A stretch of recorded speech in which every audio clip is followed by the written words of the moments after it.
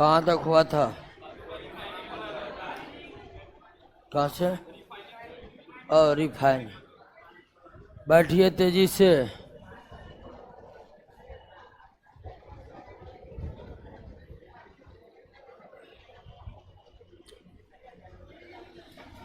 ध्यान दीजिए। अब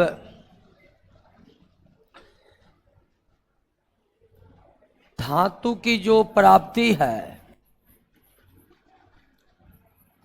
किसी भी धातु की प्राप्ति के लिए सबसे पहले किसको खोजना जरूरी है? खनिज को।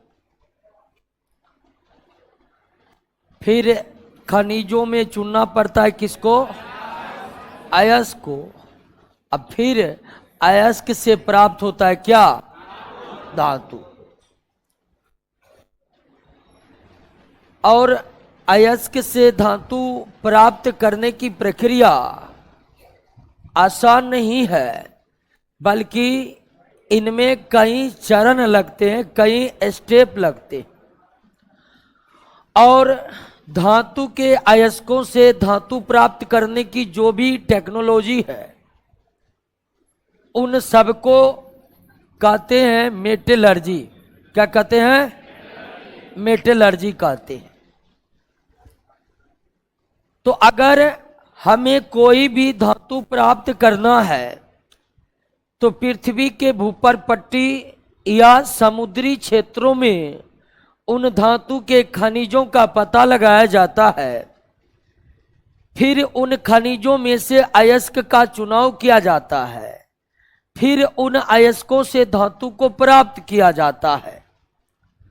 अयस्कों से धातु प्राप्त करने के विधि जटिल है और ये कई चरणों में संपन्न होते हैं। अयस्कों से धातु प्राप्त करने की समस्त विधि को हम मेटलर्जी कहते हैं। मेटलर्जी का पहला स्टेप है अयस्क की सफाई करना। अयस्क की सफाई करना, इनरिचमेंट ऑफ ऑयर्स। दूसरा काम है अयस्क को धातु के ऑक्साइड में बदलना। हालांकि कई अयस्क खुद ऑक्साइड के ही रूप में होते हैं तो उन्हें ऑक्साइड में बदलने की कोई आवश्यकता नहीं पड़ती है। अयस्क को धातु के ऑक्साइड में बदलना क्योंकि ऑक्साइड से अयस्क को निकालना आसान होता है।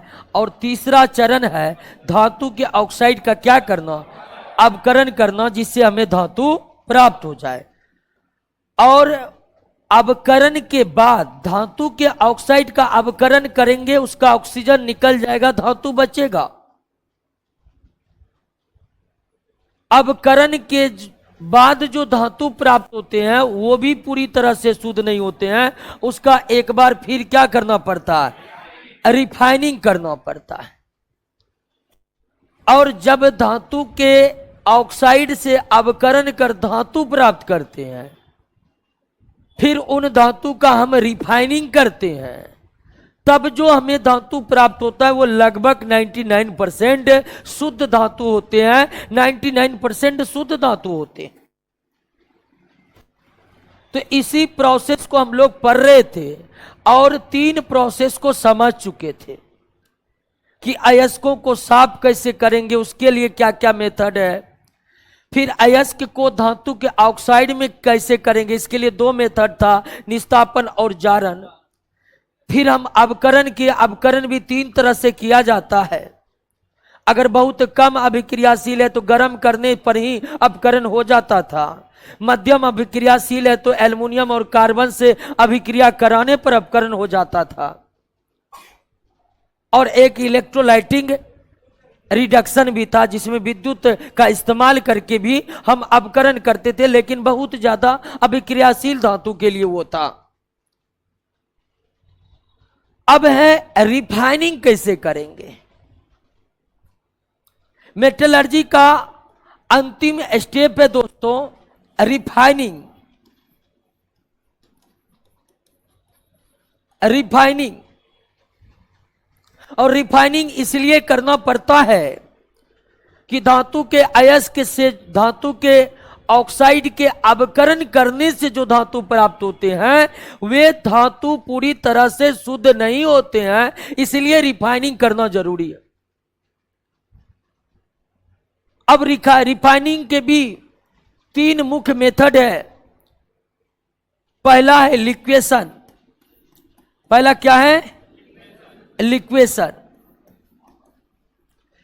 इसको हिंदी में कहते हैं परिस्मापन। रिफाइनिंग का पहला तरीका है लिक्वेशन। लिक्वेशन के द्वारा उन धातु का रिफाइनिंग किया जाता है जिस धातु का गलनांक क्या हो? कम हो, जो कम ताप पर गल जाते हैं। जैसे लोहा, तांबा सबकी हम बात करें तो बहुत उच्च ताप पर गलते हैं, 1535 डिग्री। लेकिन कुछ धातु हैं जो बहुत कम ताप पर ही गल जाते हैं, उनका गलनांक कम होता है।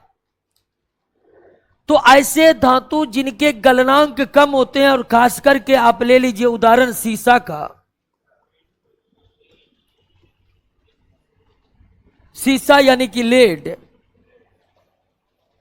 पारा को ले लीजिए। इन सब धातु का गलनांक क्या होता है? कम होता है। सीसा, पारा का गलनांक क्या होता है? कम होता है। तो ऐसे धातु जिनके गलनांक कम होते हैं, जिनके मेल्टिंग पॉइंट कम होते हैं, उन्हें हम लिक्वेशन मेथड से, परिस्मापन विधि से रिफाइनिंग कर लेते हैं। अब परिस्मापन विधि से रिफाइनिंग कैसे होता है? परिस्मापन विधि से रिफाइनिंग कैसे होता है? तो दोस्तों इसमें होता है एक बड़ा सा बर्तन, और इसमें हम धातु को रख देते हैं। इसमें हम धातु को क्या कर देते हैं?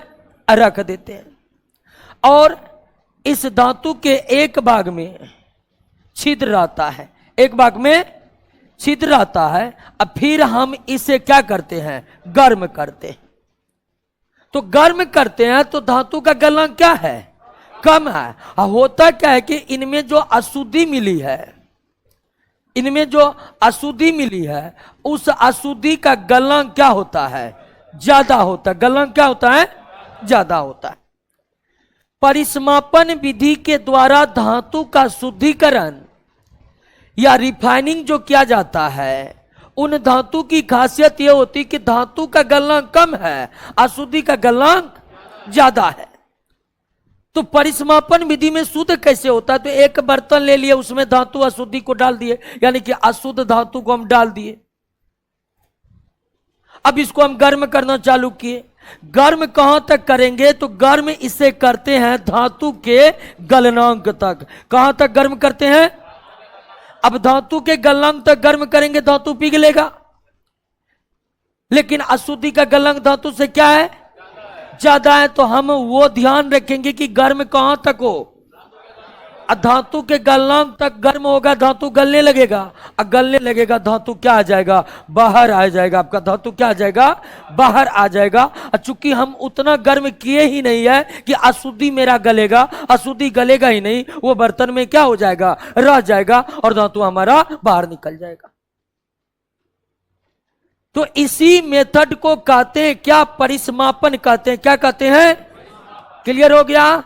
अवकरण के माध्यम से जो धातु के ऑक्साइड से धातु प्राप्त होते हैं वो पूरी तरह से शुद्ध नहीं होते हैं, इसलिए धातु का शुद्धिकरण यानी कि रिफाइनिंग करना पड़ता है। रिफाइनिंग करने के 3 मेथड है, जिसमें पहला आपका परिस्मापन लिक्वेशन प्रोसेस है। हालांकि लिक्वेशन प्रोसेस तभी इस्तेमाल किए जा सकते हैं जब धातु का गलनांक कम हो और उनमें जो अशुद्धि मिली हुई है उसका गलनांक क्या हो? परिस्मापन विधि के द्वारा ऐसे धातु का शुद्धिकरण यानी कि रिफाइनिंग किया जा सकता है जिसमें धातु का गलनांक कम हो और उसकी अशुद्धि का गलनांक ज्यादा हो। इसमें एक बर्तन होता है जिसके निचले हिस्से में छिद्र रहता है। फिर अशुद्ध धातु को हम धातु के गलनांक तक गर्म करते हैं और धातु के गलनांक से ज्यादा गर्म नहीं करते हैं। धातु के गलनांक तक जैसे ही गर्म करेंगे धातु पिघलकर गलने लगेगा और अशुद्धि का गलनांक चूंकि ज्यादा है इसीलिए वो गलेगा। धातु गलेगा तो ये बर्तन के निचले छिद्र से होकर बाहर आ जाएंगे और इस तरह हमें 99% शुद्ध धातु की क्या हो जाएगी? प्राप्ति हो जाएगी। 99% शुद्ध धातु की क्या हो जाएगी? प्राप्ति हो जाएगी इस लिक्वेशन प्रोसेस से। क्लियर हुआ? समझे? रिफाइनिंग का दूसरा प्रोसेस है डिस्टिलेशन। यह विधि आप जानते ही होंगे क्योंकि मिक्सचर को अलग करने के लिए भी हम इस प्रोसेस के बारे में पढ़े थे, डिस्टिलेशन प्रोसेस के बारे में। तो डिस्टिलेशन प्रोसेस के द्वारा कैसे धातु का रिफाइनिंग किया जाता है? तो डिस्टिलेशन प्रोसेस के द्वारा ऐसे धातु का रिफाइनिंग किया जा सकता है जो धातु वाष्पशील प्रकृति के होते हैं, जो धातु वाष्पशील प्रकृति के होते हैं। और वाष्पशील प्रकृति का जो सबसे बेहतर उदाहरण आपका क्या है? जिंक। कुछ धातु होते हैं क्योंकि कुछ धातु होते हैं कि गलनांक पर वे द्रव अवस्था में आते हैं और तुरंत ही वाष्पित होने लगते हैं।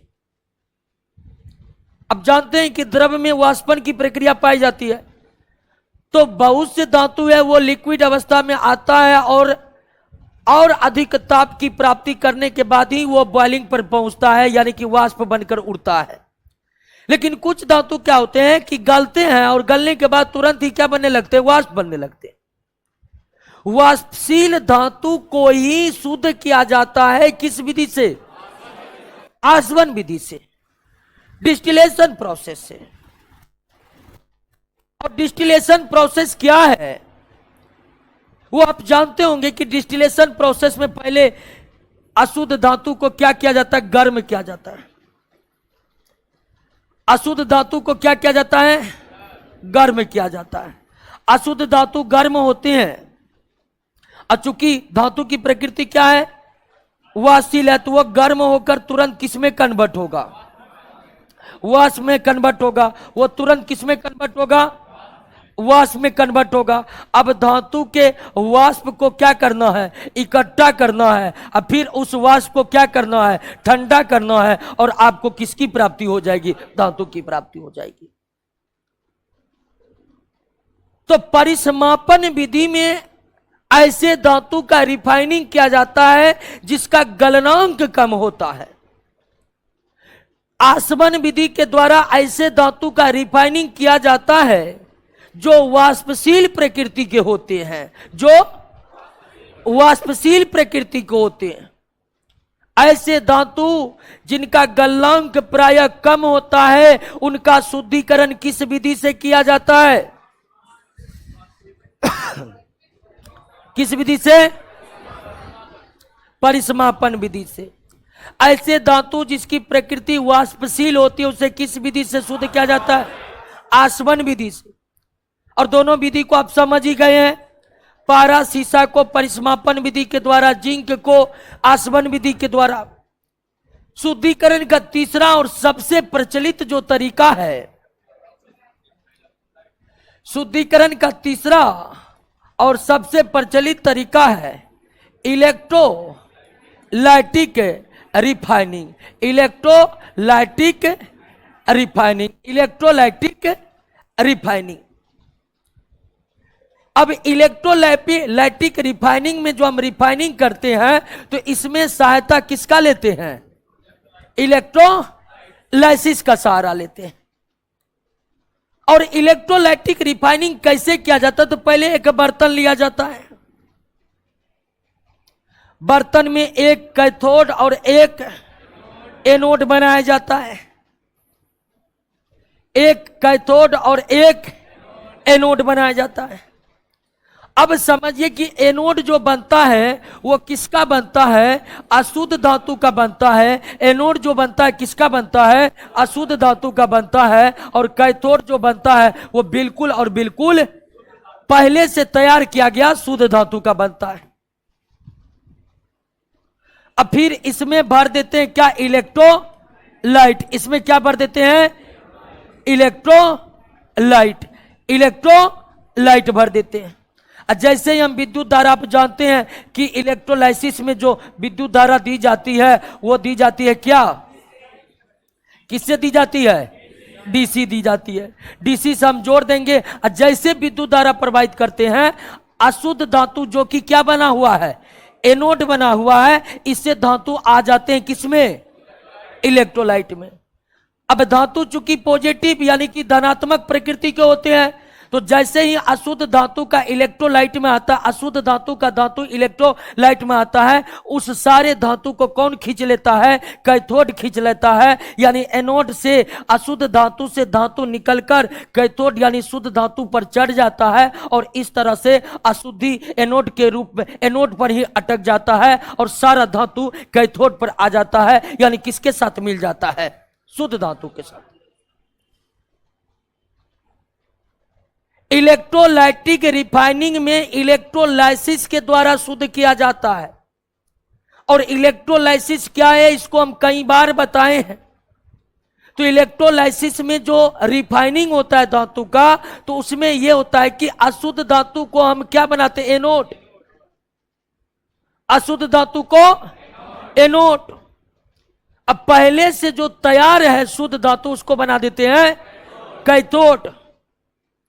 अब बर्तन में भर देते हैं इलेक्ट्रोलाइट, जिससे होकर विद्युत धारा प्रवाहित कर सके, जिसके द्वारा विद्युत धारा प्रवाहित कर सके।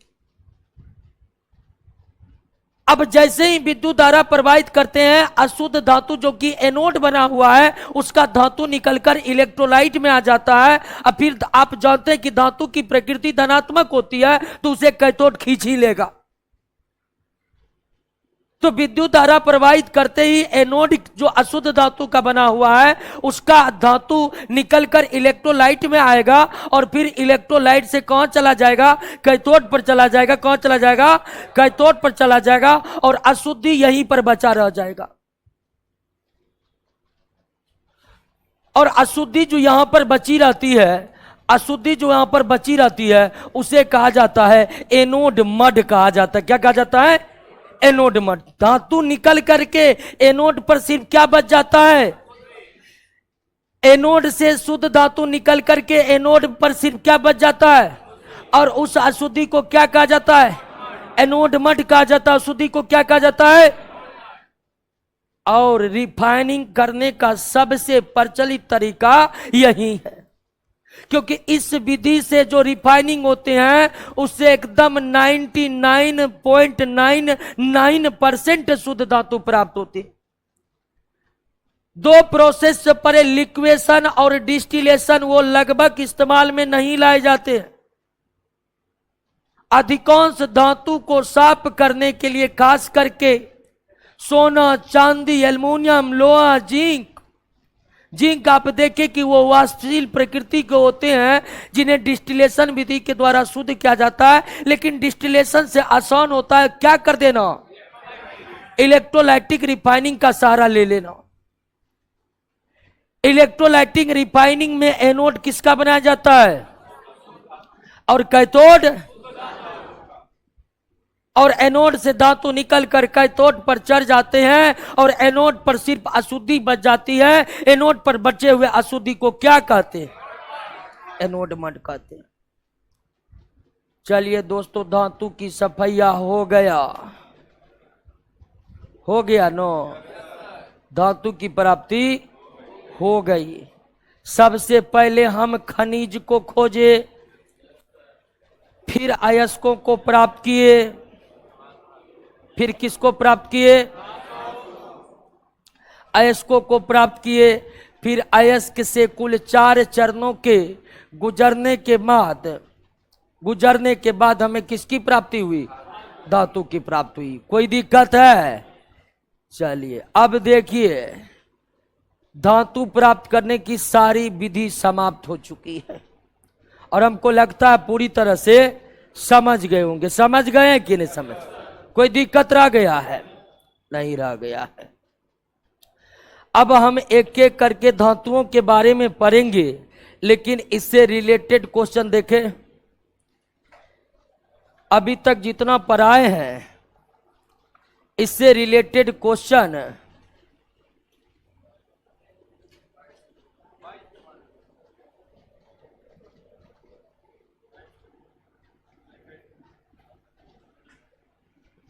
इससे रिलेटेड क्वेश्चन 50 तक है। कहां तक है? 50 तक है। कहां तक है? 50 तक है। 50 तक कहां तक बता दिए क्वेश्चन? कहां तक? 31 तक बता दिए हैं। 21 तक बता दिए हैं। चलिए 21 से 50 तक का क्वेश्चन बना लीजिए। 21 से 50 तक का क्वेश्चन बनाइए, तो उसके बाद हम आगे बढ़ते हैं। क्वेश्चन लगाए हैं क्या?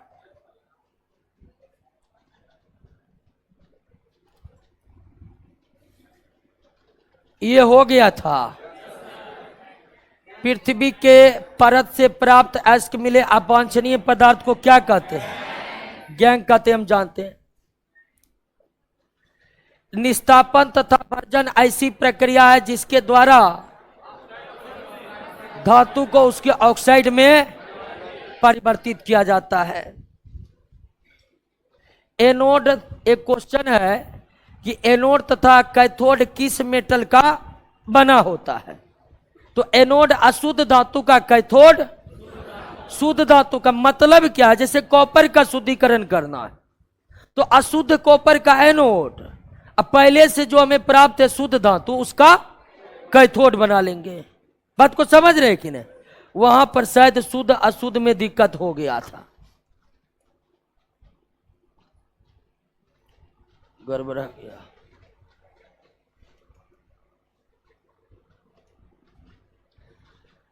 वो इलेक्ट्रोलाइटिंग रिफाइनिंग में शायद वो ये नहीं बोले थे कि अशुद्ध धातु है, और ये क्या है आपका शुद्ध धातु है। तो इनमें कंफ्यूजन शायद हो गया कि ये कौन धातु है। तो ये वही धातु है जिसका शुद्धिकरण करना है दोस्तों। क्या करना है? जैसे कॉपर का शुद्धिकरण करना है तो अशुद्ध कॉपर को क्या बनाइएगा? अब पहले से आपके पास जो शुद्ध कॉपर है उसको क्या बनाइएगा? कैथोड। अब कहिएगा कि पहले से हमारे पास शुद्ध धातु एकदम नहीं है, तो तब इस विधि का इस्तेमाल ही नहीं हो सकता है। क्लियर है ना? तो शुद्ध अशुद्ध धातु वही है जिसका आप क्या करने वाले हैं? रिफाइनिंग करने वाले हैं। क्या करने वाले हैं? रिफाइनिंग करने वाले हैं। आइए 22 नंबर पर। हो गया 22 नंबर। 23 नंबर, निम्नलिखित में किस शर्तों को पूरा करने के बाद किसी खनिज को अयस्क कहा जाता है? सभी ना? सभी। खनिज से धातु का निष्कर्षण कम खर्च में हो, सुगमता पूर्वक हो और खनिज में धातु की प्रतिशत मात्रा क्या हो, इन सभी विधि। नेक्स्ट, वे तत्व जो इलेक्ट्रॉन त्याग कर धनायन कर बनाते हैं क्या कहलाते हैं? धातु कहलाते हैं। निम्नलिखित में किस धातु को सामरिक धातुओं के श्रेणी में रखा जाता है? सभी को। टाइटेनियम, क्रोमियम, जार्कोनियम, इन सब धातु का इस्तेमाल रक्षा उत्पादनों से होता है। जैसे बंदूक बनाने में, बंदूक का बॉडी बनाने में, तोप का बॉडी बनाने में, बंदूक की गोली बुलेट तैयार करने में, इन सब धातु का व्यापक तौर पर इस्तेमाल होता है। खासकर टाइटेनियम तो इस्पात की तरह मजबूत होता है और वजन में उसका आधा होता है। तो टाइटेनियम, क्रोमियम और जर्मेनियम जैसे धातु का इस्तेमाल रक्षा उत्पादों में किया जाता है। तोप के, बंदूक के या और सब जो हथियार निर्माण होते हैं उनके बॉडी बनाए जाते हैं इन सब धातुओं में, क्योंकि इन सब धातुओं की सबसे बड़ी विशेषता की मजबूती बहुत ज्यादा है और हल्का है। हल्का है और मजबूती बहुत ज्यादा। इसीलिए इसे रन सामरिक धातु कहा जाता है, एस्ट्रेजिक मेटल कहा जाता है। नेक्स्ट, निम्नलिखित में किस धातु में तन्यता का गुण नहीं है? बिस्मथ। बिस्मथ ना तो आघात वर्त होते हैं, ना ही तन्य होते, ना तो आघात वर्त होते, ना ही। निम्नलिखित में कौन सा धातु तनु अम्ल से हाइड्रोजन विस्थापित नहीं करेगा? कॉपर। कॉपर तनु। मैग्नीशियम तो करेगा। अच्छा, यहां पर मिस्टेक हो गया, यहां पर मारिए सोना, और इनमें से मैग्नीशियम तनु अम्लों से अभिक्रिया करता है। मैग्नीशियम तनु अम्लों से अभिक्रिया सिल्वर नहीं करता है, कॉपर नहीं करता है, पारा नहीं करता है, सोना नहीं करता और प्लेटिनम नहीं करता, ये आप जानते ही हैं। तो यहां पर सोना दे देंगे तब आंसर क्या हो जाएगा? धातुओं के रासायनिक गुणों के संदर्भ में निम्नलिखित में कौन एक सही नहीं है? देखिए, धातु अच्छे ऑक्सीकारक नहीं बल्कि धातु अच्छे अवकारक होते हैं। धातु अच्छे ऑक्सीकारक नहीं बल्कि धातु अच्छे अपकारक होते हैं। धातु अच्छे अपकारक होते हैं। पढ़िए तो इसको।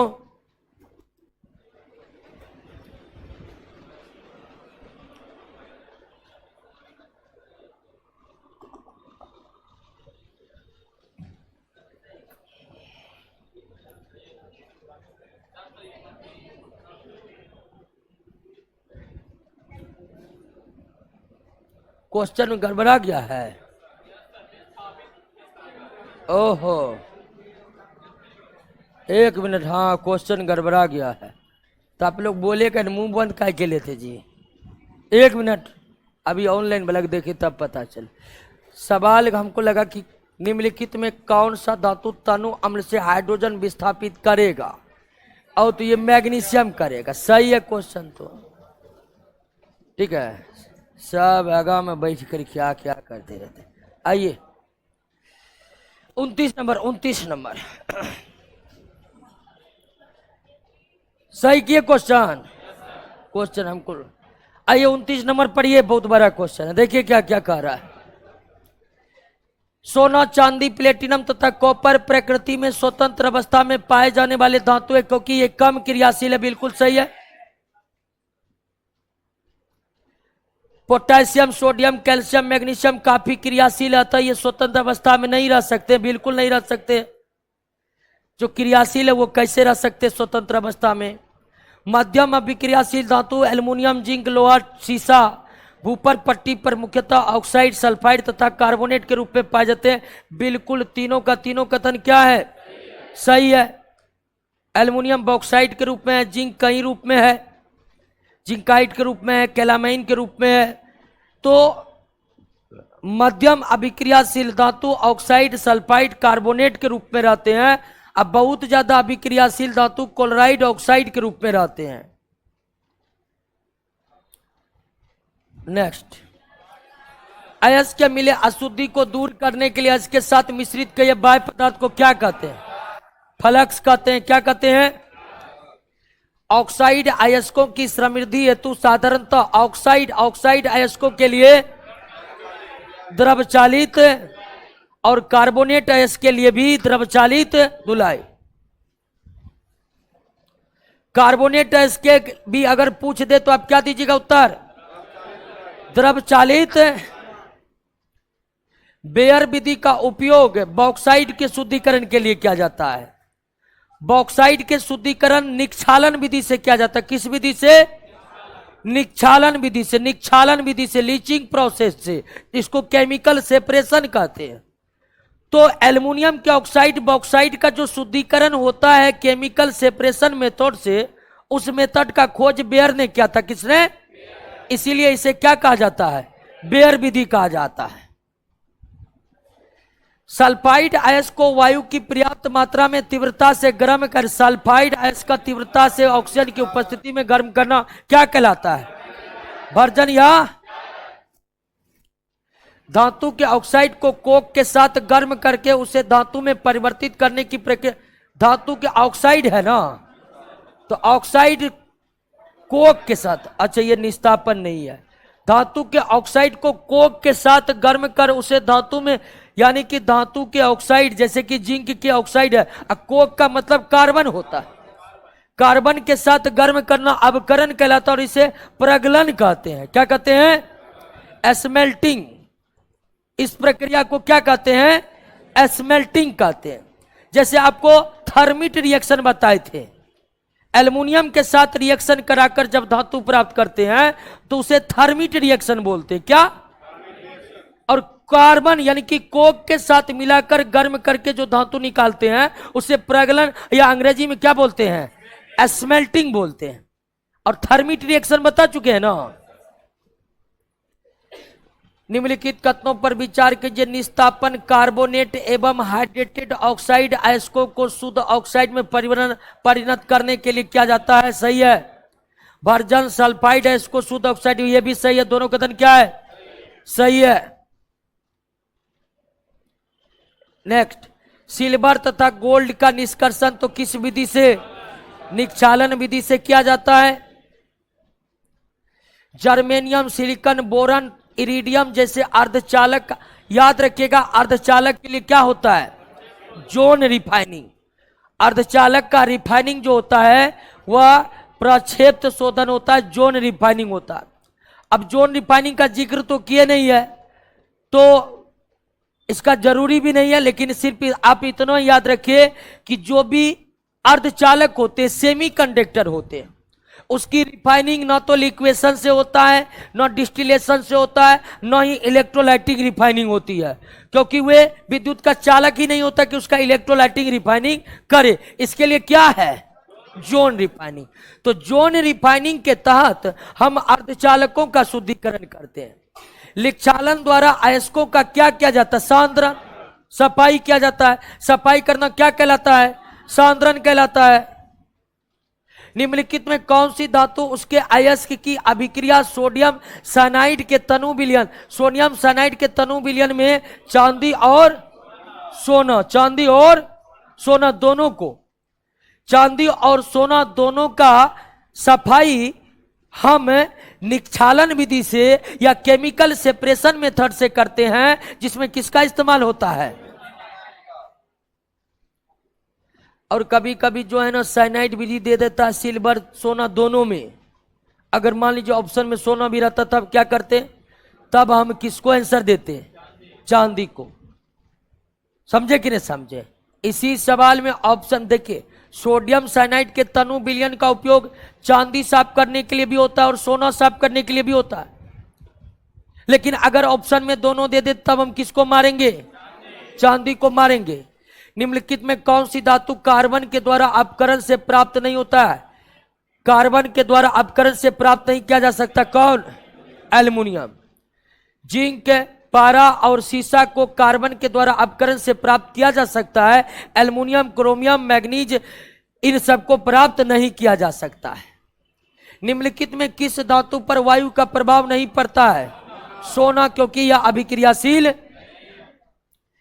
क्रियाशीलता श्रेणी यानी कि रिएक्टिविटी सीरीज में हाइड्रोजन से ऊपर जो है वो अम्लों के साथ अभिक्रिया करके हाइड्रोजन गैस बनाती है, और हाइड्रोजन के जो नीचे है वो अम्लों से अभिक्रिया करके हाइड्रोजन गैस नहीं बनाती है। नेक्स्ट, खाद्य पदार्थ को रखे जाने वाले कनस्तर पर टीन का लेप चढ़ाया जाता है, जस्ता का लेप नहीं चढ़ाया जाता है, क्योंकि जस्ता टीन से अधिक क्रियाशील होता है। जस्ता टीन से अधिक क्रियाशील मतलब रिएक्टिव होता है, इसीलिए जस्ता तेल के साथ रिएक्शन न कर बैठे, इसीलिए जस्ते का लेप नहीं चढ़ाया जाता है। टीन अभिक्रियाशील तो है लेकिन बहुत कम अभिक्रियाशील है।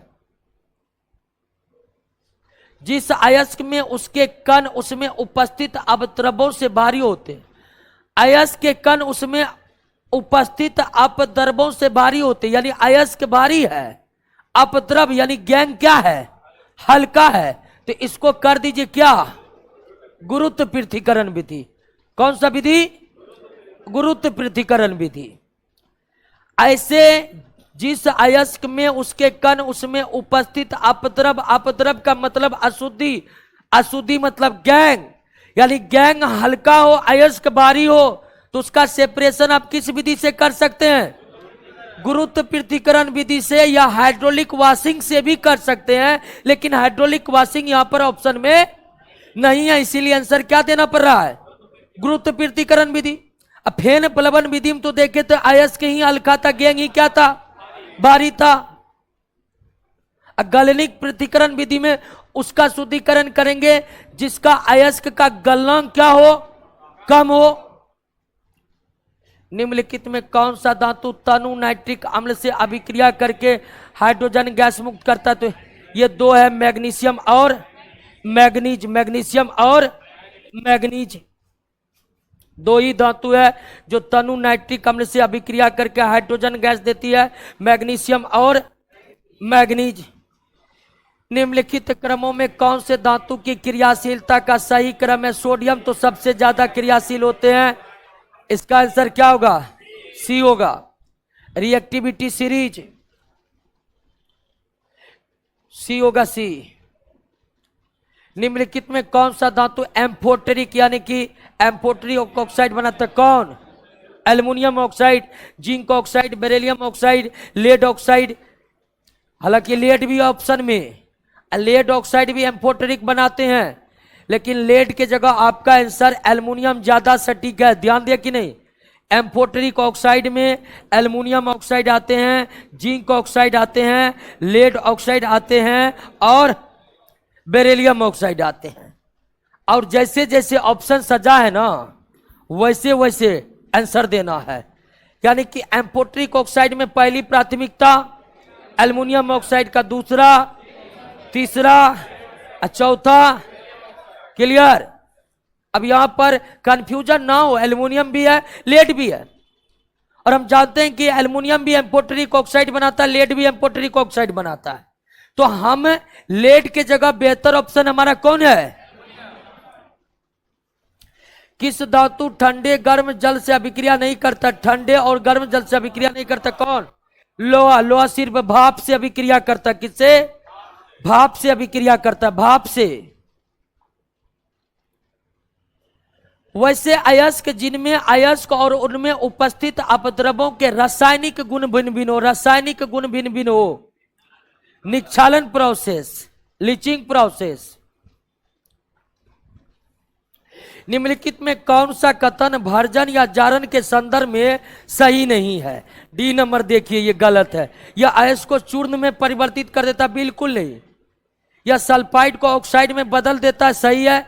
यह वाष्पशील अपद्रव को दूर कर देता, अपद्रव का मतलब अशुद्धि। और स्वाभाविक है कि भर्जन में हम गर्म करते हैं तो जो वाष्पशील अपद्रव है वो उड़ जाएगा वाष्प बनकर। भर्जन अयस्क को शुद्ध बना देता है, क्योंकि वाष्पशील अशुद्धि अगर हटा है तो शुद्ध तो बना ही है। लेकिन भर्जन करिए या निस्तापन करिए, उसमें अयस्क चूर्ण चूर्ण नहीं होता है, वो ऑक्साइड में बदल जाते हैं लेकिन चूर्णित अवस्था में नहीं आते हैं।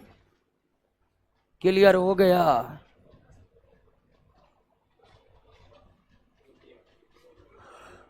अब सोडियम चालू हो गया है। क्लियर?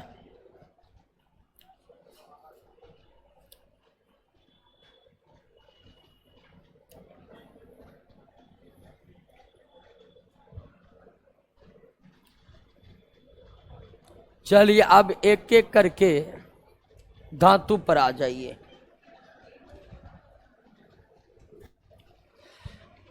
चौवालीस का आंसर सी होना चाहिए। एक लड़का का 44 का सी होगा।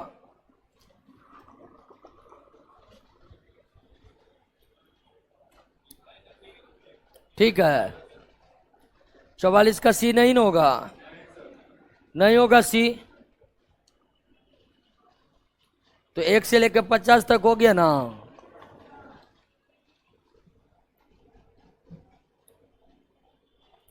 देखिए 44 एक बार देख लेते हैं।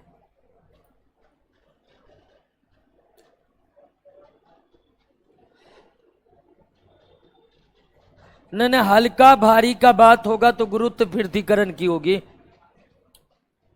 ठीक है ना। चलिए दोस्तों, 50 तक का क्वेश्चन अब याद हो जानी चाहिए। समझे कि नहीं समझे? तो धातु मेटलर्जी यानी कि अभी 1 से 50 तक का जो प्रश्न है वह धातु के भौतिक रासायनिक गुण और अयस्कों के शुद्धिकरण से संबंधित है। आप धातु के भौतिक रासायनिक गुण और अयस्कों के शुद्धिकरण की पूरी प्रक्रिया को समझ चुके हैं। अब उस पर आधारित जब आप प्रश्नों को बनाएं, उस पर आधारित प्रश्नों को जब आप बनाएं तो प्रश्न बना कि नहीं बना? सोडियम पर आ जाइए। सोडियम,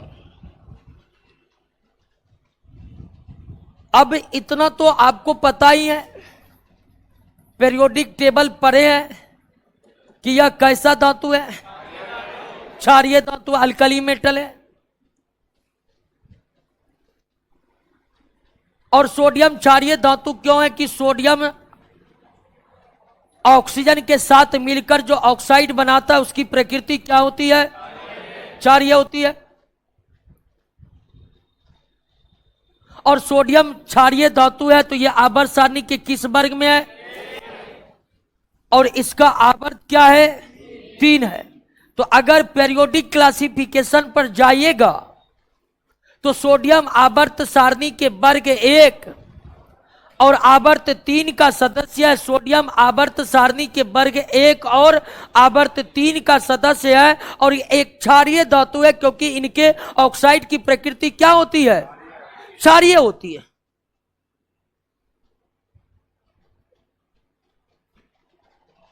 और सोडियम आप जानते हैं कि बहुत अभिक्रियाशील धातु है, बहुत ज्यादा अभिक्रियाशील धातु है। यह वातावरण के ऑक्सीजन से भी बहुत तेजी के साथ रिएक्शन करता है और जल से भी बहुत तेजी के साथ रिएक्शन करता है।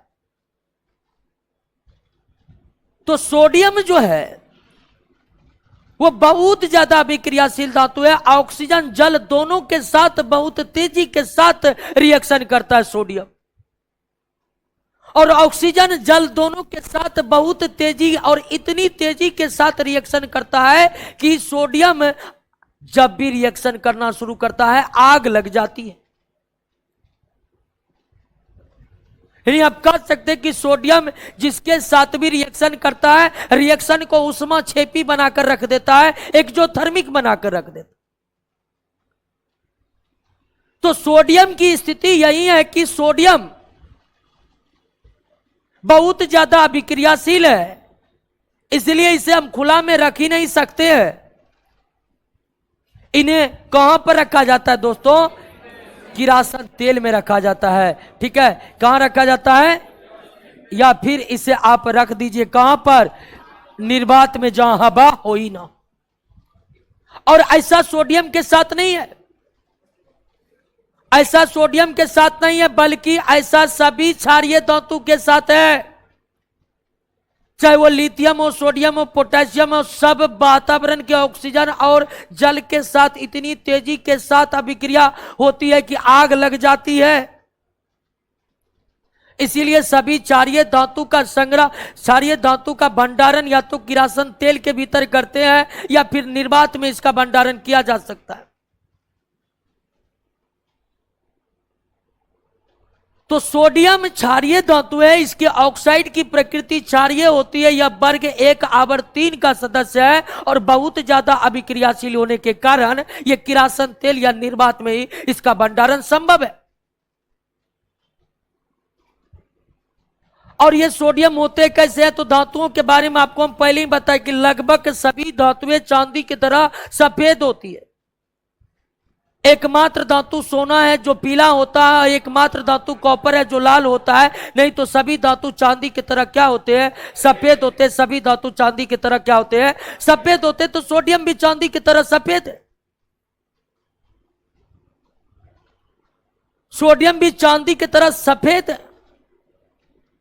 और इसकी खास विशेषता है कि प्रयोगशाला में एक बर्नर होता है जिनको बुनसेल बर्नर कहते हैं। क्या कहते हैं? बर्नर।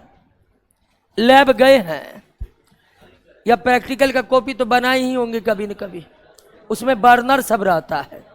तो लैब में इस्तेमाल होने वाला एक बर्नर है बुनसेल बर्नर। इससे हम परखनली में लेकर किसी पदार्थ को गर्म करते हैं तो किससे गर्म करते हैं? इसी बर्नर के साथ। लैब में आप देखे होंगे कई तरह के टेस्ट ट्यूब यानी परखनली में लेकर किसी न किसी पदार्थ को गर्म करने की आवश्यकता पड़ती है। तो लैब में गर्म करने के लिए खास प्रकार का बर्नर अवेलेबल रहता है जिसको कहते हैं बुनसेल बर्नर। अगर इस बर्नर पर हम सोडियम को गर्म करें तो सोडियम जो गर्म होता है तो उससे जो ज्वाला निर्मित होती है उस ज्वाला का रंग कैसा होता है? पीला होता है। यानी सोडियम को जलाइएगा तो सोडियम के ज्वाला का रंग कैसा होगा? पीला होगा। और इसलिए सड़क के किनारे जो बड़े बड़े लाइट लगाए जाते हैं जिससे पीले रोशनी आते हैं, उस बड़े बड़े लाइट के भीतर क्या भर दिए जाते हैं? सोडियम भर दिए जाते हैं। और जब बल्ब जलता है, गर्मी आती है, तो सोडियम का मेल्टिंग पॉइंट भी बहुत कम है, मात्र 98 डिग्री सेल्सियस। सोडियम का मेल्टिंग पॉइंट कितना? 98 डिग्री सेल्सियस। उसके बाद जैसे ही सोडियम गर्म होगा एकदम पीला पीला ज्वाला पीला पीला के रूप में चमकने लगेगा। तो सड़क के किनारे जो पीली लाइटें होती है उसके भीतर क्या भरा रहता है? सोडियम। क्योंकि सोडियम जब जलता है तो ज्वाला के रंग को क्या कर देता है? पीला। या सोडियम गर्म होकर जब वाष्प बनेगा उस वाष्प का रंग क्या होगा? पीला होगा। यानी कि सिर्फ ज्वाला का रंग पीला होगा।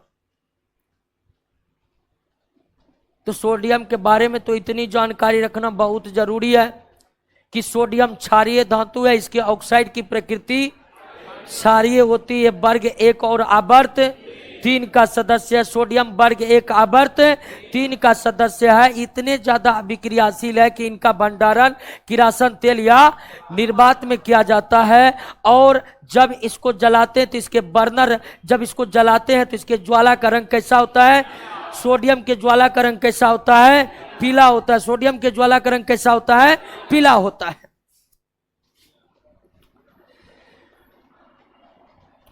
अब परमाणु संख्या, परमाणु द्रव्यमान घनत्व तो देख ही रहे हैं। सोडियम का परमाणु संख्या कितना? 11। परमाणु संख्या को किसमें इंडिकेट किया जाता है? और परमाणु द्रव्यमान कितना? 23। कितना? 23। तो द्रव्यमान संख्या भी कितना होता है? 23। आप जानते हैं कि एक तत्व के परमाणु का जितना परमाणु द्रव्यमान की 22 होता है तो लगभग कितना? 23 mu। इसका द्रव्यमान संख्या भी कितना होता है? 23 होगा। तो सोडियम की परमाणु संख्या 11 है और इसका इलेक्ट्रॉनिक विन्यास देखिएगा 1s2 2s2 2p6 3s1 10 1 11। तो ये सोडियम का इलेक्ट्रॉनिक विन्यास अगर देखिएगा तो पहला कक्षा में 2 इलेक्ट्रॉन, दूसरा कक्षा में 8 इलेक्ट्रॉन, अंतिम कक्षा में 1 इलेक्ट्रॉन। तो इस तरह से सोडियम में संयोजी इलेक्ट्रॉन की संख्या कितना? 1। और कोर इलेक्ट्रॉन की संख्या कितना? 10। कोर इलेक्ट्रॉन की संख्या 10। तो सोडियम का परमाणु संख्या 11 और सोडियम का परमाणु संख्या 11। तो इसका इलेक्ट्रॉनिक विन्यास आपबाऊ मॉडल के आधार पर क्या होगा आपके सामने में। और जब इसका इलेक्ट्रॉनिक विन्यास लिखे तो हम देखें कि पहला कक्षा में 2 इलेक्ट्रॉन है, दूसरा कक्षा के S सबसेल में 2 और दूसरा कक्षा के P सबसेल में 6। तो कुल 6 2 8 इलेक्ट्रॉन दूसरा कक्षा में और तीसरा अंतिम कक्षा में 1 इलेक्ट्रॉन है। तो इस तरह सोडियम में संयोजी इलेक्ट्रॉन की संख्या कितना? 1। सोडियम में कोर इलेक्ट्रॉन की संख्या कितना? 10। सोडियम में संयोजी इलेक्ट्रॉन की संख्या 1। सोडियम में कोर इलेक्ट्रॉन की संख्या। सोडियम का परमाणु द्रव्यमान 23 mu। सोडियम का परमाणु द्रव्यमान 23 mu। सोडियम का द्रव्यमान संख्या, परमाणु द्रव्यमान। और आप जानते हैं कि परमाणु द्रव्यमान और द्रव्यमान संख्या संख्यात्मक रूप से क्या होते हैं? बराबर होते हैं। परमाणु द्रव्यमान द्रव्यमान संख्या अलग अलग चीज है लेकिन दोनों का संख्यात्मक मान क्या होते हैं? बराबर होते हैं। क्लियर हो गया। और इसका जो घनत्व है, सोडियम का जो घनत्व है वो 0.97 प्रति ग्राम सेंटीमीटर क्यूब। और अगर जल के घनत्व की बात करिएगा तो जल का घनत्व होता है 1 ग्राम प्रति सेंटीमीटर क्यूब, और आपके सोडियम का घनत्व जो है वह 0.97 ग्राम प्रति सेंटीमीटर क्यूब होता है। जल का घनत्व 1 ग्राम प्रति सेंटीमीटर क्यूब और सोडियम का घनत्व 0.97 सेंटीमीटर ग्राम प्रति सेंटीमीटर क्यूब। यानी आप क्या देख रहे हैं? आप देख रहे हैं कि सोडियम का जो घनत्व है जल के घनत्व से भी क्या है, कम है। सोडियम का घनत्व जल के घनत्व से भी कम है, इसीलिए इसको जल में डाल देंगे तो ये तैरेगा। और चूंकि बहुत ज्यादा अभिक्रियाशील है, जल में डालिएगा तो ये तो पहले अभिक्रिया करेगा, लेकिन घनत्व होने के कारण ये तैरेगा भी। और आपको पहले बताए थे कि सोडियम इतनी तेजी के साथ अभिक्रिया करता है कि आग लगा देता है। तो अगर सोडियम को जल में डाल देंगे तो तैरते तैरते सोडियम जलेगा, तैरते तैरते सोडियम तैरेगा। इसलिए क्योंकि सोडियम का घनत्व जल के घनत्व से क्या है, कम है। जलेगा इसलिए कि बहुत ज्यादा अभिक्रियाशील है, यह जल के साथ अभिक्रिया करके जलने लगेगा। क्लियर है? सोडियम को जल में डालने पर क्या होगा, तैरेगा ही सिर्फ।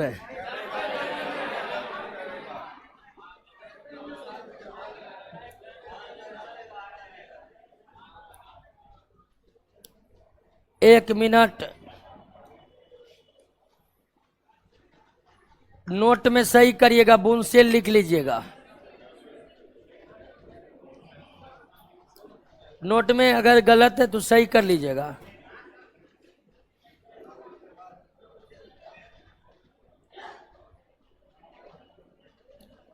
क्लियर? चलिए, सोडियम का परिचय आप जान गए। इतना चीज जानना जरूरी है। सोडियम को जलाएंगे तो उसके ज्वाला का रंग कैसा होगा, पीला होगा। Very good. सोडियम में संयोजी और कोर इलेक्ट्रॉन की संख्या कितनी, 1 और 10। संयोजी electron 1, core electron 10। Sodium oxide या सोडियम मोनोऑक्साइड की प्रकृति क्या होगी, क्षारीय होगी। पेरियोडिक क्लासिफिकेशन सोडियम का क्या है, वर्ग 1 आवर्त 3। सोडियम का भंडारण किरासन तेल या निर्वात में ही कर सकते हैं। क्यों? क्योंकि अति क्रियाशील है, ऑक्सीजन से भी अभिक्रिया करता है और जल से भी। क्लियर हो गया? सोडियम चांदी की तरह सफेद होते हैं, सोडियम चांदी की तरह सफेद होते हैं। सोडियम का घनत्व जल के घनत्व से भी क्या होता है, कम होता है। तो ये हम जान गए कि सोडियम क्षारीय धातु है, वर्ग 1 आवर्त 3 का है, परमाणु संख्या 11 होता है, संयोजी इलेक्ट्रॉन 1, कोर इलेक्ट्रॉन 10 होता है, घनत्व जल से भी कम होता है। सोडियम को हम प्राप्त कैसे करेंगे? सोडियम की प्राप्ति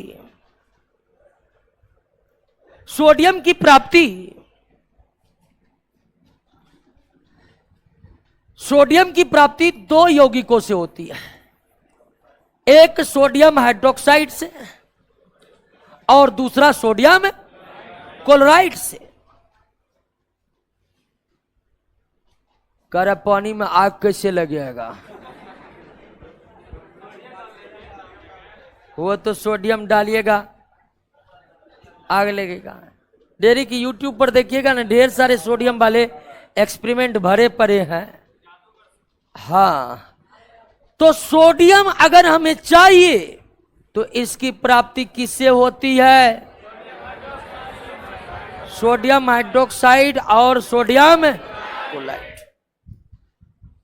ज्यादातर सोडियम क्लोराइड से होती है, क्योंकि सोडियम क्लोराइड की कोई कमी नहीं है इस पृथ्वी पर। समुद्री जल में सबसे ज्यादा कोई लवण घुले हुए हैं तो वो सोडियम, तो सोडियम क्लोराइड की कोई कमी है ही नहीं। इसीलिए लगभग 90% सोडियम की प्राप्ति सोडियम क्लोराइड से की जाती है।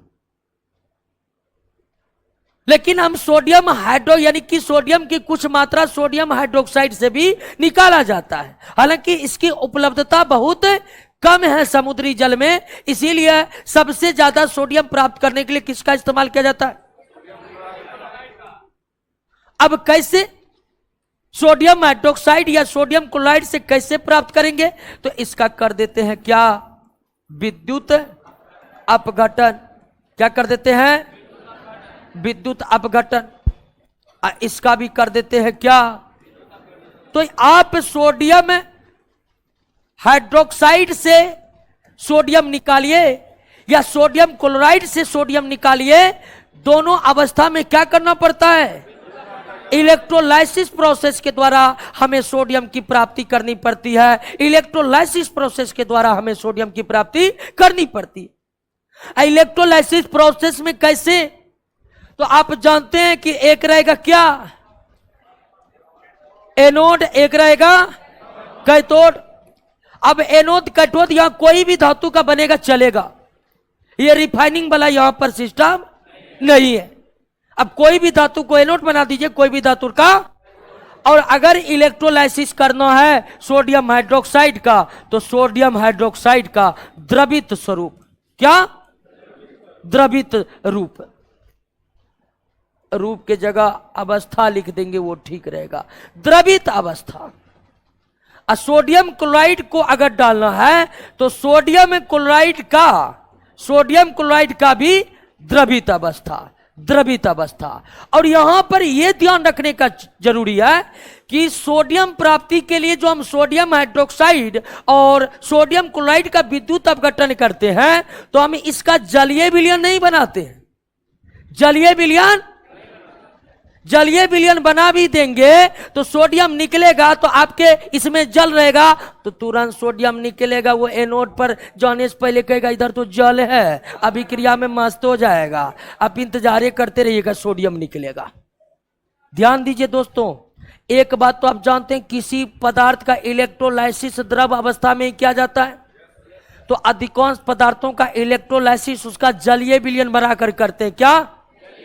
लेकिन हम सोडियम हाइड्रोक्साइड और सोडियम क्लोराइड से सोडियम प्राप्त करने के लिए इसके जलीय विलयन का इलेक्ट्रोलाइसिस नहीं कर सकते हैं, सीधे इसको गर्म करके गला देना पड़ता है। क्या करना पड़ता है? गला देना पड़ता है। और गर्म करके गला करके इसके द्रव अवस्था में जब आ जाता है, तब इसका हम करते क्या? इलेक्ट्रोलाइसिस। ये दोनों जल में घुलनशील है, इसका जलीय विलयन भी बन सकता है, लेकिन जलीय विलयन का इलेक्ट्रोलाइसिस करिएगा, ठीक है, होगा। लेकिन सोडियम जो निकलेगा, वो सोडियम निकलेगा, उसमें तो जल है, तुरंत उसी में अभिक्रिया हो जाएगा। आप इंतजार कर रहे हैं कि एनोड पर आएगा सोडियम, और उधर एक साथ मारेगा विस्फोट। क्लियर हो गया? तो सोडियम धातु की प्राप्ति सोडियम हाइड्रोक्साइड और सोडियम क्लोराइड के विद्युत अपघटन से किया जाता है। सोडियम हाइड्रोक्साइड या सोडियम क्लोराइड का विद्युत अपघटन करने के लिए हम सोडियम हाइड्रोक्साइड और सोडियम क्लोराइड का द्रवित अवस्था लेते हैं, न कि इसका जलीय विलयन। क्या सोडियम हाइड्रोक्साइड के जलीय विलयन से सोडियम की प्राप्ति हो सकती है, या सोडियम क्लोराइड के जलीय विलयन के विद्युत अपघटन से सोडियम की प्राप्ति हो सकती है? नहीं हो सकती। अब इलेक्ट्रोलाइसिस होगा तो आप जानते हैं कि ये दोनों आयन में टूट जाएगा, sodium plus hydroxyl minus, sodium plus chlorine minus. अब माइनस वाला प्लस पर, अब प्लस वाला, तो सोडियम हाइड्रोक्साइड का विद्युत अपघटन करेंगे तो सोडियम कहां प्राप्त होगा? कैथोड पर। या सोडियम क्लोराइड का विद्युत अपघटन करेंगे, सोडियम कहां प्राप्त होगा? क्लियर? कोई दिक्कत नहीं। सोडियम मिल चुका है दोस्तों। सोडियम की प्राप्ति कैसे करते हैं? सोडियम हाइड्रोक्साइड या सोडियम क्लोराइड के विद्युत अपघटन से। हमारी अर्थव्यवस्था में सोडियम की ज्यादा जरूरत तो है नहीं, बहुत कम जरूरत है सोडियम का। क्या करिएगा विस्फोटक लेकर के? तो अर्थव्यवस्था में सोडियम की जरूरत है नहीं। अर्थव्यवस्था में सबसे ज्यादा इस्तेमाल सोडियम के यौगिकों का होता है। शुद्ध सोडियम का बिरले ही इस्तेमाल होते हैं। और जब आपको शुद्ध सोडियम का जरूरी है तो कर दीजिए इलेक्ट्रोलाइसिस। और सोडियम हाइड्रोक्साइड का विद्युत अपघटन करके, दोस्तों ध्यान दीजिएगा, सोडियम हाइड्रोक्साइड का विद्युत अपघटन करके सोडियम प्राप्त करने की विधि को हम कास्टनर विधि कहते हैं। क्या कहते हैं? कास्टनर विधि कहते हैं। क्या कहते हैं? कास्टनर विधि कहते हैं। अब सोडियम क्लोराइड के विद्युत अपघटन से सोडियम प्राप्त करने की विधि को डाउन विधि कहते हैं। क्या कहते हैं? डाउन विधि। क्या कहते हैं? दोस्तों ये वो केमिस्ट का नाम है जिन्होंने पहली बार इस तरह से सोडियम बनाने का खोज किया। तो सोडियम हाइड्रोक्साइड का विद्युत अपघटन करने के बाद जो सोडियम निकालते हैं, यह विधि कास्टनर प्रोसेस कहलाता है। क्या कहलाता है? कास्टनर प्रोसेस कहलाता है। सोडियम क्लोराइड के विद्युत अपघटन से जो सोडियम प्राप्त करते हैं वो क्या कहलाता है? डाउन विधि। क्लियर हो गया? कास्टनर विधि, डाउन विधि के द्वारा किस महत्वपूर्ण धातु को तैयार किया जाता है?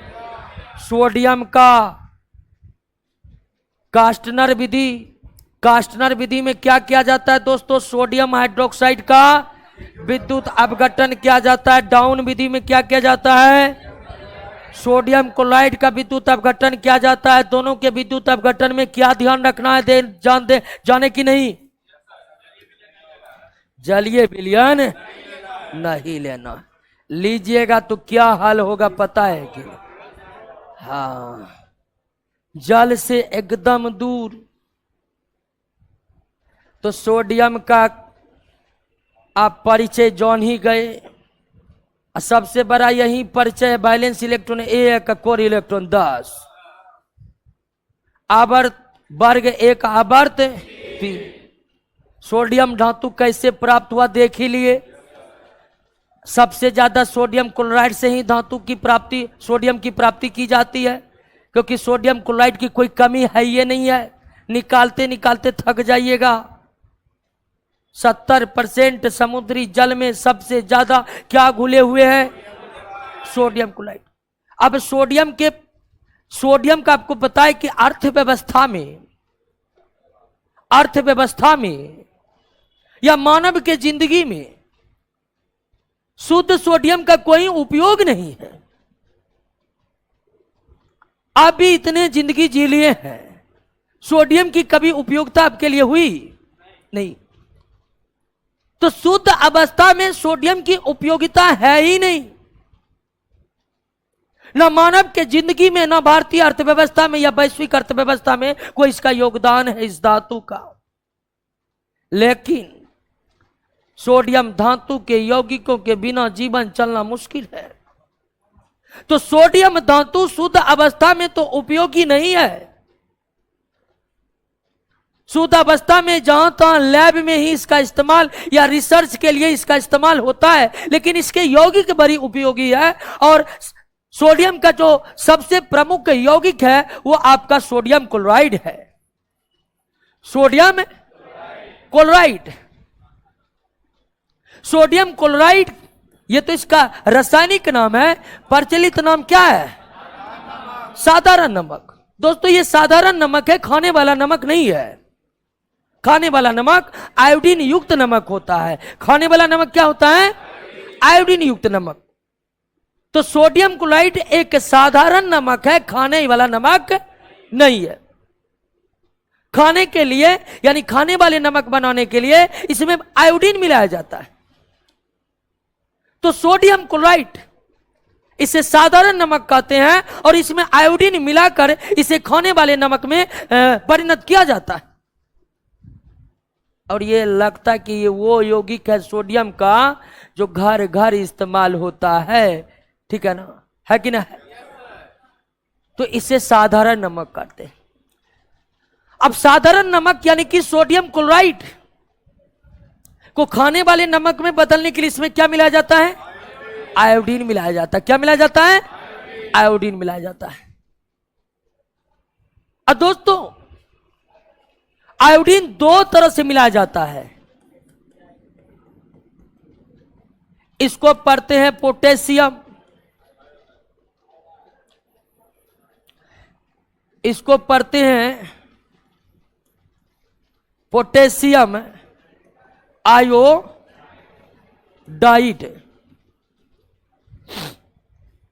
पोटेशियम आयो, और इसको पढ़ते हैं पोटेशियम आयोडेट। तो साधारण नमक को खाने युक्त नमक बनाने के लिए आयोडीन का मिलाना अनिवार्य है, और सोडियम क्लोराइड को आयोडीन युक्त नमक मिलाने के लिए सोडियम क्लोराइड में या तो पोटेशियम आयोडाइड मिलाते हैं, क्या मिलाते हैं, पोटेशियम आयोडाइड मिलाते हैं, या फिर पोटेशियम आयोडेट मिलाते हैं, पोटेशियम आयोडाइड मिलाते हैं या पोटेशियम आयोडेट मिलाते हैं। KI को पोटेशियम आयोडाइड कहते हैं, KiO3 को पोटेशियम आयोडेट कहते हैं। और इस तरह से मिलाने पर खाने वाला नमक एक प्रकार का मिश्रण बन जाता है। साधारण नमक आपका क्या है, यौगिक। अगर आपसे पूछ दे कि साधारण नमक क्या है, तत्व यौगिक मिश्रण में क्या है, यौगिक है। लेकिन अगर आपको खाने वाला नमक पूछ दिया जाए तो खाने वाला नमक अब क्या बन चुका है, मिश्रण बन चुका है। सोडियम क्लोराइड को खाने वाले नमक बनाने के लिए उसमें क्या मिलाते हैं, तो मिलाते हैं। जब दो यौगिक को मिला देंगे और वो आपस में रिएक्शन नहीं करेगा और रिएक्शन नहीं करते हैं ये, तो वह क्या बन जाएगा दोस्तों, मिश्रण बन जाएगा। क्या बन जाएगा, मिश्रण बन जाएगा। और ये पोटेशियम, कभी कभी पोटेशियम आयोडेट ही बना देते। तो सोडियम का सबसे प्रमुख यौगिक है सोडियम क्लोराइड, इसे साधारण नमक कहते हैं। और सोडियम क्लोराइड में पोटेशियम आयोडाइड और पोटेशियम आयोडेट को मिलाकर इसे खाने वाले नमक में परिवर्तित किया जाता है।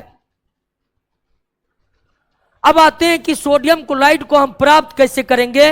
तो सोडियम क्लोराइड अगर आपको लैब में बनाना है, सोडियम क्लोराइड बनाने की जो प्रयोगशाला विधि है, अगर हमें लैब में सोडियम क्लोराइड तैयार करना है तो कैसे तैयार करेंगे। तो लैब में सोडियम क्लोराइड तैयार करने के लिए हाइड्रोक्लोरिक अम्ल की प्रतिक्रिया सोडियम हाइड्रोक्साइड से करवाई जाती है, बनता है सोडियम क्लोराइड और बनता है क्या, जल। तो यह सोडियम क्लोराइड बनाने की लैब मेथड है, प्रयोगशाला विधि है। कभी कभी क्वेश्चन पूछ देता है कि इस यौगिक का लैब में कैसे तैयार करते हैं, इस यौगिक को लैब में कैसे तैयार करते। तो आप दोनों जानिए कि लैब में तैयार करने की विधि क्या है।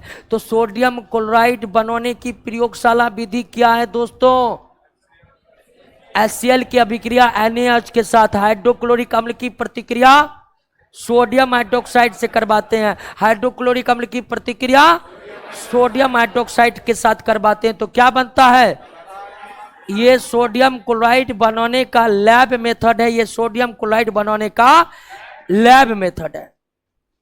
लेकिन इसको कमर्शियली कैसे बनाएंगे, यानी कि व्यापारिक स्तर पर सोडियम क्लोराइड बनाना है तो कैसे बनाएंगे, क्योंकि सोडियम क्लोराइड का इस्तेमाल तो घर घर होता है खाने वाले नमक के तौर पर। तो लैब में अगर बनाना है तो हम सोडियम क्लोराइड बना लेंगे, लेकिन व्यापारिक स्तर पर कॉमर्शियल लेवल पर सोडियम क्लोराइड को कैसे बनाया जाता है, कॉमर्शियल लेवल पर बनाने की जरूरत ही नहीं है, क्योंकि प्रकृति में डायरेक्ट उपलब्ध है समुद्री जल में। तो व्यापारिक स्तर पर सोडियम क्लोराइड बनाने का कोई जरूरी नहीं है। ये समुद्री जल में व्यापक मात्रा में घुले हुए हैं। भारत में जितनी सोडियम क्लोराइड की आवश्यकता है उसका 95% सोडियम क्लोराइड समुद्र के जल से प्राप्त किया जाता है, समुद्र के जल से प्राप्त किया जाता है। और कहीं कहीं सोडियम क्लोराइड के सीधे पहाड़ होते हैं और उन पहाड़ों से जो नमक प्राप्त होता है उसे क्या कहते हैं, सेंधा। सेंधा नमक भी वास्तव में क्या है, सोडियम क्लोराइड ही है। तो सोडियम क्लोराइड को व्यापारिक स्तर पर बनाने की कोई आवश्यकता नहीं है, क्योंकि यह प्रकृति में प्रचुर मात्रा में उपलब्ध है, समुद्र के जल में, और कहीं कहीं पर तो इसके सीधे पहाड़ है, पहाड़ तोड़कर सीधे हम नमक बना लेते हैं। हालांकि नमक का ये पहाड़ भारत में कम, पाकिस्तान में ज्यादा पाया जाता है। पहाड़ से जो वो तोड़कर सोडियम क्लोराइड बनाया जाता है वही आपका क्या, सेंधा नमक। क्लियर?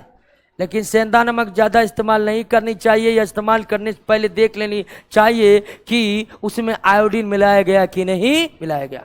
क्लियर बात? समझ में आ गई आपको?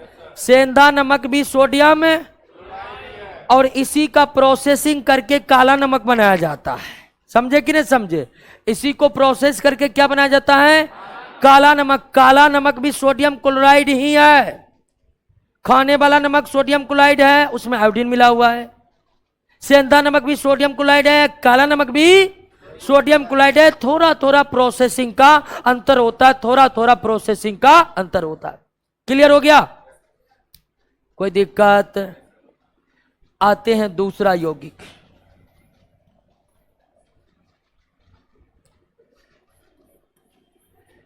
दूसरा यौगिक है सोडियम हाइड्रोक्साइड। सोडियम हाइड्रोक्साइड को कास्टिक सोडा कहते हैं। Caustic soda. और इसका इस्तेमाल सबसे ज्यादा जानते हैं साबुन बनाने में होता है। क्या बनाने में? साबुन बनाने में। जो साबुन ज्यादा, जितना ज्यादा सॉफ्ट है, समझिए उसमें कास्टिक सोडा उतना ही ज्यादा मिला। समझे कि नहीं समझे? सॉफ्टनेस साबुन में ज्यादा है, समझ जाइए कास्टिक सोडा ज्यादा है। जितना भी साबुन मक्खन कह कह के बिकता है, सब में क्या रहता है? हाँ, है कि नहीं? तो 10 रुपया में मक्खन बेच लेता है, और उसमें भी करोड़ों का ऐड करा के। अमूल का मक्खन लेने जाइए 60 रुपए में मिलता है। पता नहीं साबुन में कितना डालता है उसे। सोडियम हाइड्रोक्साइड कास्टिक सोडा, जिसका इस्तेमाल साबुन बनाने में व्यापक स्तर पर होता है, और ये साबुन में इसका इस्तेमाल खासकर सॉफ्टनेस को बढ़ाने के लिए किया जाता है। किसको बढ़ाने के लिए? सॉफ्टनेस। अब सोडियम हाइड्रोक्साइड कैसे बनाते हैं? तो सोडियम हाइड्रोक्साइड बनाने की प्रयोगशाला विधि, प्रयोगशाला में हम डायरेक्ट सोडियम की अभिक्रिया किससे करवा देते हैं? जल से करवा देते हैं। तो सोडियम हाइड्रोक्साइड और हाइड्रोजन गैस बनता है। तो लैब में अगर सोडियम हाइड्रोक्साइड हमें तैयार करना है, लैब में अगर हमें सोडियम हाइड्रोक्साइड तैयार करना है, तो हम सोडियम की प्रतिक्रिया डायरेक्ट किससे करवा देंगे? सोडियम की प्रतिक्रिया जल से करवा देने पर सोडियम हाइड्रोक्साइड का निर्माण हो जाता है। तो ये लैब मेथड है बनाने का। लेकिन व्यापारिक स्तर पर सोडियम हाइड्रोक्साइड कैसे बनाया जाता है? तो इसके लिए मेथड है क्लोर एल्कली विधि, क्लोर एल्कली विधि, या कास्टनर केलनर विधि। कास्टनर केलनर विधि दोनों एक ही नाम है, ठीक है ना? तो अगर सोडियम हाइड्रोक्साइड को कास्टिक सोडा कहा जाता है, प्रचलित नाम कास्टिक सोडा ही है सोडियम हाइड्रोक्साइड का, और इसका इस्तेमाल साबुन बनाने के लिए व्यापक तौर पर होता है। सोडियम हाइड्रोक्साइड बनाने की जो प्रयोगशाला मेथड है, तो लैब में इसे सोडियम का जल के साथ अभिक्रिया करके बनाया जाता है। लैब में प्रयोगशाला में सोडियम हाइड्रोक्साइड सोडियम का जल के साथ अभिक्रिया करा के बनाया जाता है।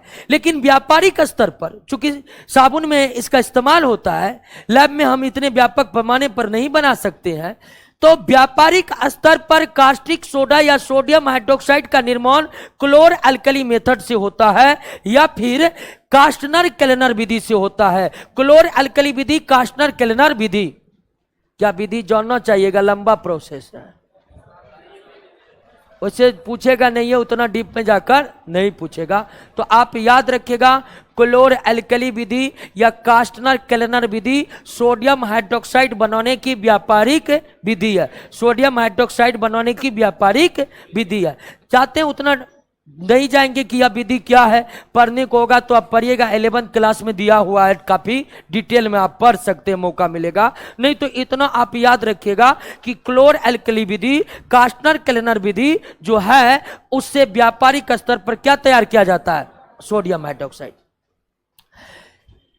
और एक चीज हम आपको बता रहे हैं कि सोडियम का जितना कंपाउंड, चाहे सोडियम क्लोराइड हो चाहे सोडियम हाइड्रोक्साइड हो, आगे जो भी कंपाउंड पढ़ेंगे, सोडियम के सारे कंपाउंड का रंग उजला होता है। नमक तो आप देखे ही होंगे, सोडियम का सारे कंपाउंड का रंग उजला होता है।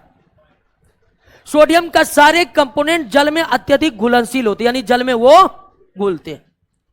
यह बताने की अलग से कोई जरूरत नहीं है। सारा कंपाउंड का रंग उजला, सारा कंपाउंड जल में घुलनशील, और क्या हम तो भूल गए, आते हैं अगला पर आते हैं। हाँ, और सोडियम के यौगिकों के जलीय विलयन की प्रकृति क्षारीय, क्या क्षारीय। वैसे सोडियम आएगा तो आपको अम्लीय या अधीन रहेगा, ठीक है ना। सोडियम के यौगिकों के जलीय विलयन की प्रकृति क्या होती है? हालांकि याद रखना, सोडियम क्लोराइड उदासीन है, उसका पीएच मान 7 होता है, लेकिन अभी आप सोडियम हाइड्रोक्साइड पढ़े। अगला है सोडियम बाइकार्बोनेट। सोडियम बाइकार्बोनेट इसे कहा जाता है खाने वाला सोडा। खाने वाला सोडा, प्रयोगशाला में इसे बनाने की कोई आवश्यकता नहीं है, समझे कि नहीं समझे। लैब में इसको बनाया नहीं जाता है। तो सोडियम बाइकार्बोनेट या सोडियम हाइड्रोजन कार्बोनेट भी आप पढ़ सकते हैं, इसे हम खाने वाला सोडा कहते हैं। प्रयोगशाला में इन्हें तैयार करने की जरूरी है नहीं। इसका सीधा निर्माण कैसे किया जाता है?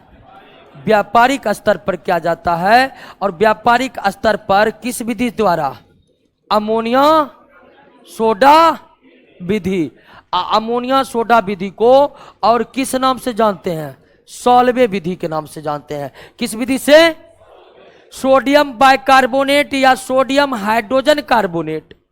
Sodium bicarbonate, sodium hydrogen carbonate, इसे खाने वाला सोडा कहा जाता है। क्या कहा जाता है? खाने वाला सोडा कहा जाता है।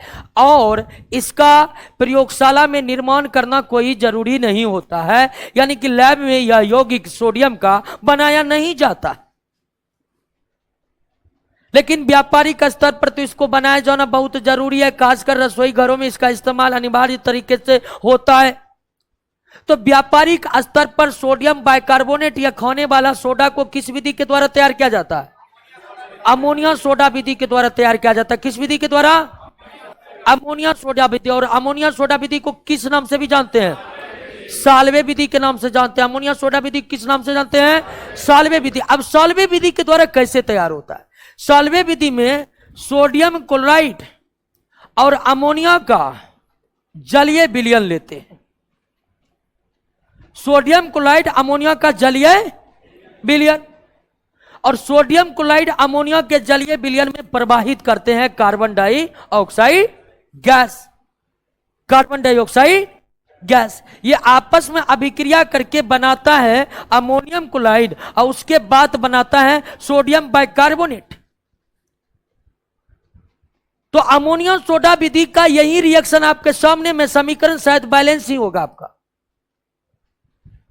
तो अमोनिया सोडा विधि में सोडियम क्लोराइड और अमोनिया के जलीय विलयन में, सोडियम क्लोराइड अमोनिया के जलीय विलयन में कौन गैस प्रभावित करते हैं? कार्बन डाइऑक्साइड गैस प्रभावित करने पर हमें प्राप्त होता है सोडियम बाइकार्बोनेट। यही विधि अमोनिया सोडा विधि कहते हैं। और अमोनिया सोडा विधि इसलिए कहते हैं क्योंकि इसमें अमोनिया का इस्तेमाल हो रहा है, और सोडा शब्द सोडियम क्लोराइड का इंडिकेशन है।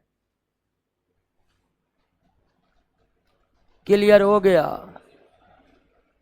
ऑनलाइन वाला कह रहा है छोड़ दीजिए, केमिस्ट्री में डरिएगा, रिएक्शन से डरिए, यही सब केमिस्ट्री में पढ़ना पड़ता।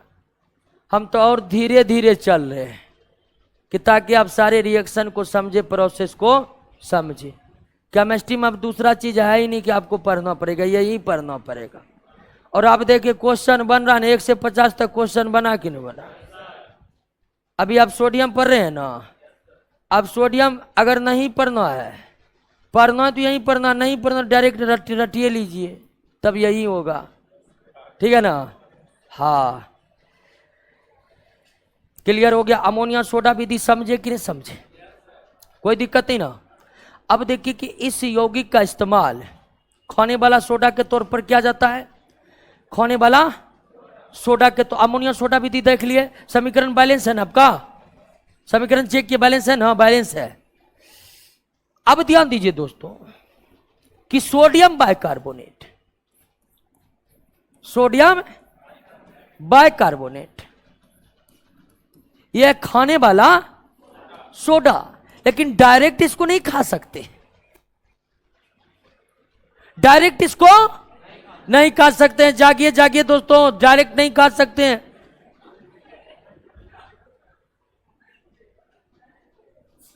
अब डायरेक्ट क्यों नहीं खा सकते हैं, तो आपको क्या बोले कि सोडियम के यौगिकों का जलीय विलयन की प्रकृति क्या होती है, क्षारीय, और क्षार का स्वाद कैसा, खारा। तो डायरेक्ट सोडा मार दें, डायरेक्ट यूज कर लेंगे तो भोजन हो जाएगा खारा, खारा भोजन अच्छा नहीं लगेगा। तो सोडियम बाइकार्बोनेट ये क्षारीय प्रकृति के होते हैं, सोडियम बाइकार्बोनेट क्षारीय प्रकृति के होते हैं, जिसके कारण इसका स्वाद खारा होगा। इसीलिए खाने के लिए हम डायरेक्ट इसका इस्तेमाल नहीं कर सकते। तो करते क्या है दोस्तों सोडियम बाइकार्बोनेट का जो क्षारीय गुण है उसको समाप्त करने के लिए इसमें थोड़ा सा मिला देते हैं, क्या, टार्टरिक। तब जब मिला देते हैं तब इसको जाना जाता है किस नाम से, बेकिंग पाउडर के नाम से। जब तक टार्टरिक अम्ल नहीं मिला है तब तक उसे सोडा कहा जाता है। क्या कहा जाता है, जैसे ही टार्टरिक अम्ल मिला दिया उसे क्या कहा जाता है। हालांकि सोडा का ये पाउडर का ये डिफरेंस नहीं है, लेकिन प्रायः जब तक टार्टरिक अम्ल नहीं मिला है तो वो सोडा है, उसकी प्रकृति क्षारीय है।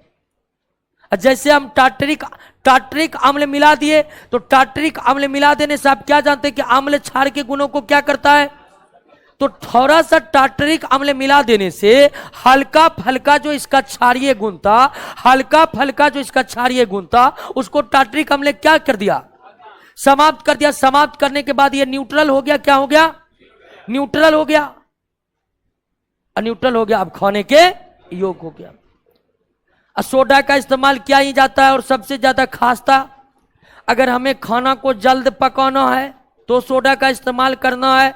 भोजन को एकदम खास्ता बनाना है, खास्ता परोठा नहीं खास्ता होता, कचौरी खास्ता, हाँ खास्ता पूरी बना है, खास्ता कचौरी बनाना है, तो सब में किसका इस्तेमाल किया जाता है, सोडा का इस्तेमाल किया जाता है।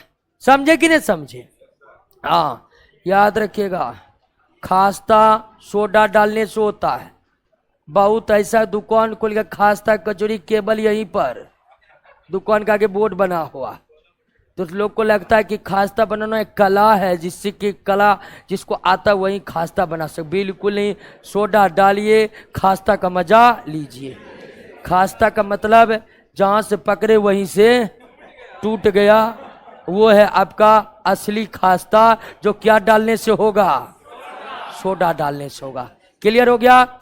और दूसरा, अगर भोजन को जल्द पकाना है, भोजन को जल्द पकाना है तो भी हम सोडा का इस्तेमाल। अब सब्जी बना रहे, टाइम हो गया, क्लास का टाइम हो गया,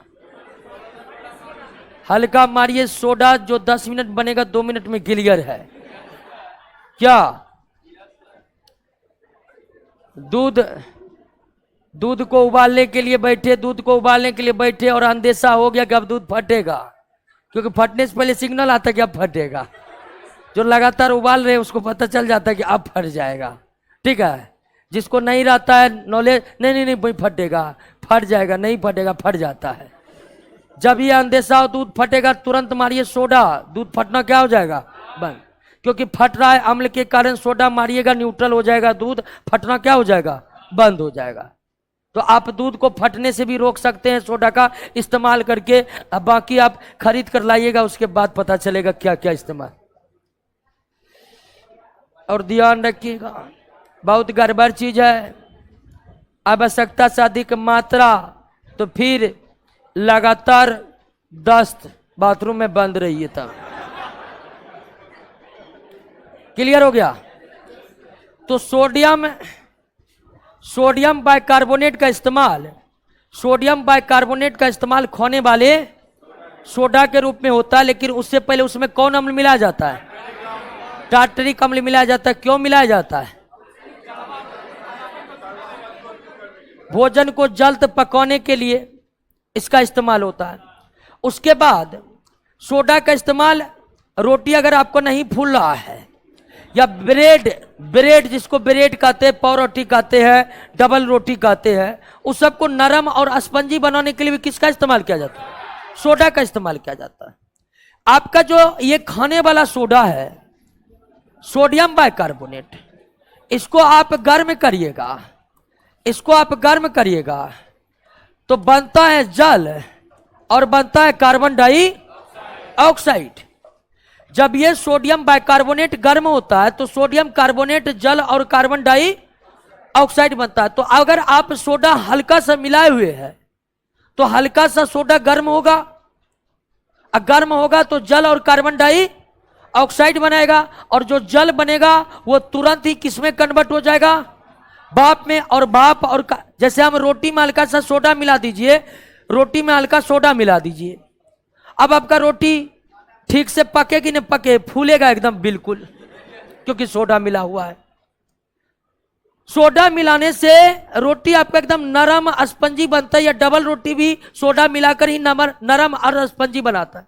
तो सोडा नरम और स्पंजी कैसे बना देता है, तो सोडा की प्रकृति यानी सोडियम बाइकार्बोनेट की प्रकृति, वो गर्म होकर के कौन गैस छोड़ता है, कार्बन डाइऑक्साइड गैस जो निकलता है, तो वो बाहर निकलने की कोशिश करता है और रोटी को क्या करता है, फुला देता है। और अंदर भाप भी, अंदर जल भी बनता है, तो जल भी भाप बनता है, तो वो भी बाहर निकलने की कोशिश करता है और भाप जो है स्पंजी बना देता है। क्लियर हो गया। उसके बाद सोडियम बाइकार्बोनेट का इस्तेमाल, सोडियम बाइकार्बोनेट का इस्तेमाल किस रूप में किया जाता है, अग्निशामक में आग बुझाने के लिए। क्या बुझाने के लिए, आग बुझाने के लिए सोडियम बाइकार्बोनेट का इस्तेमाल किया जाता है। और साथ साथ इस्तेमाल किया जाता है सल्फ्यूरिक अम्ल का। लेकिन कौन सल्फ्यूरिक अम्ल का, तनु यानी सांद्र सल्फ्यूरिक अम्ल का इस्तेमाल नहीं किया जाता, क्योंकि ये खतरनाक होता है।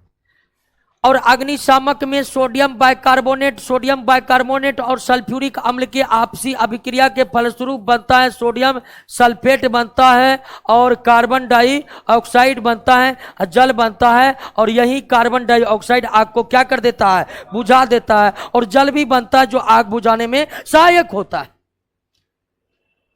क्लियर हो गया। Sodium chloride, sodium hydroxide, sodium bicarbonate, 3 compound पढ़ लिए हैं। और कंपाउंड अपने से पढ़िएगा, सोडियम का क्वेश्चन बनाइएगा। अगले क्लास में अब आगे बढ़ेंगे क्या,